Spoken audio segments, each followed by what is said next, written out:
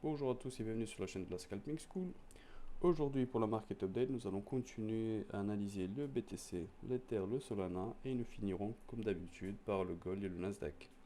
Allez, c'est parti, on commence tout de suite avec le BTC. Donc, le BTC, toujours sur sa zone daily. Il y a quand même une petite bonne intuition en fait depuis ce matin, donc ça c'est pas mal, une belle bougie en fait haussière. Rien d'affolant encore. En H4, pas grand chose à dire. En H1, pas grand chose non plus à dire, parce qu'il était venu en fait combler son gap. On l'a bien vu, il avait fait une ABC. Il a comblé son gap. Je mettrai quand même une petite zone ici, comme ceci en fait, une petite zone boule. Et je serai quand même vigilant à voir en fait qu'est-ce qu'il va nous faire ici, de ce côté-ci, là où il est déjà. Parce que s'il casse, hop, je vais mettre ça en H1, H1, ouais, c'est ça. Parce que maintenant, en fait, pour moi, à partir de ce moment, il y a deux scénarios possibles. Soit on casse comme ceci, et on revient et on repart. Soit il continue directement, hop, parce qu'il est super boule et qu'il nous fasse un petit truc comme ça et qu'il repart. Soit il monte, il revient et il repart.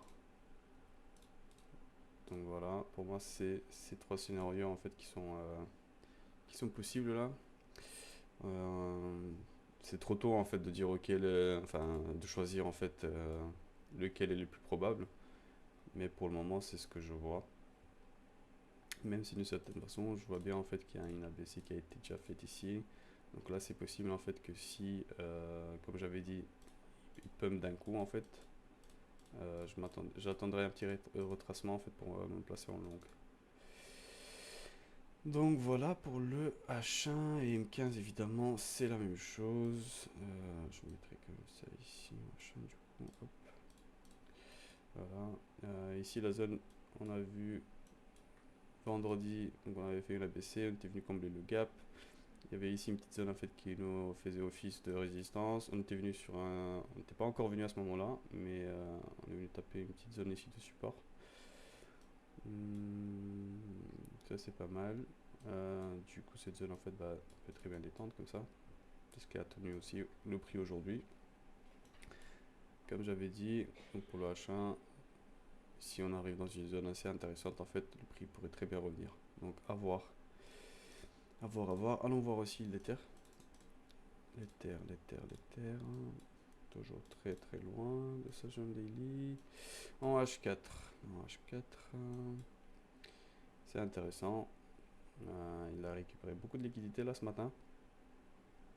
Donc ça pourrait suffire en fait pour lancer un départ.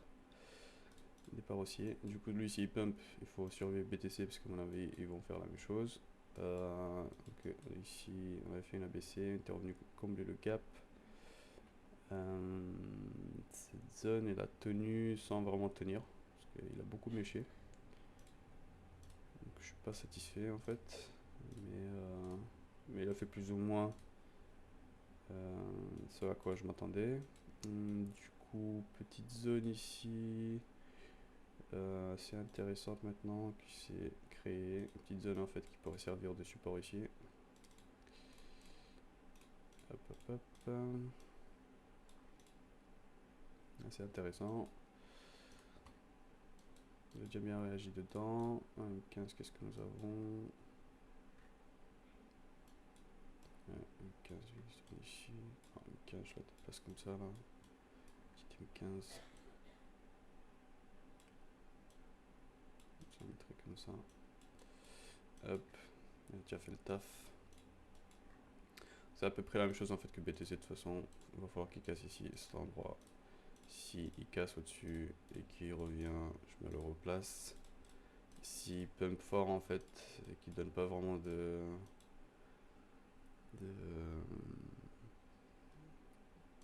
le mot m'échappe maintenant, mais c'est pas grave.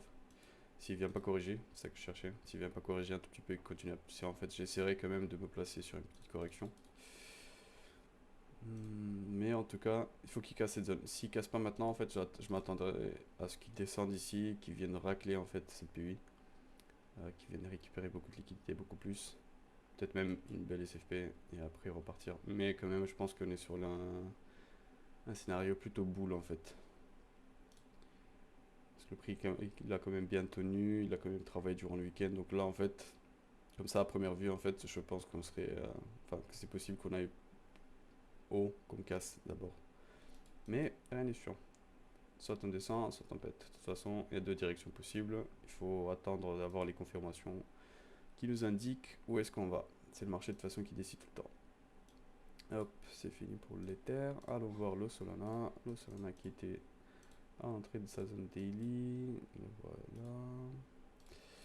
Hop, sa zone H4 qui nous sert de support ici. Lui, pareil, en fait, en H4, il a bien méché, il a bien récupéré de la liquidité. Là, il pulse. C'est intéressant. En H1, il n'était pas descendu. Donc, il reste super bull, lui. C'est vraiment le plus bull des trois. Je garde quand même cette zone comme elle est. Et on M15. J'avais fait une petite ABC, retour en structure M15. Il est revenu ici dans une petite structure interne, sans vraiment la taper. Du moins pas au début. Il l'a tapé beaucoup plus tard, et puis il a traversé même. Ok. Là en fait, là, en fait je la vois quand même ici, hein, cette zone. Hein. Petite zone M15 ici. Qui pourrait vraiment servir de support si jamais.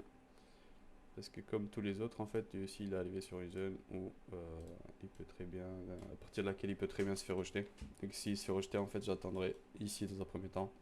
Si il perce, en fait, j'essaierai de me placer par ici. Donc à voir.